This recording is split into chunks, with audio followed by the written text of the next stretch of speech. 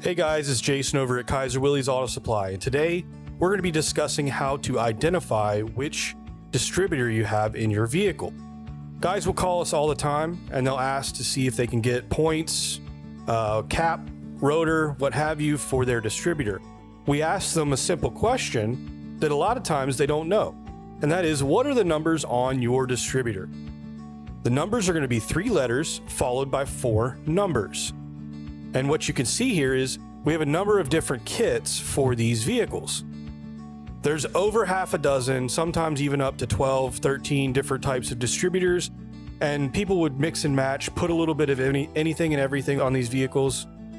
So there are 3 letters followed by 4 numbers, and I'm going to show you right now where that can be found. So this is my distributor out of my CJ-2A.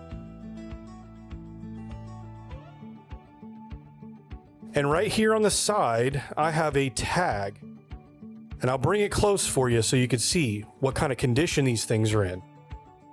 I have 3 letters followed by 4 numbers. I had to really scrub this just to get it visible. I know what I'm looking for, but that does say IAD 4008A. So I hope this helps a little bit, and so that you can see where this is located. Thanks for watching.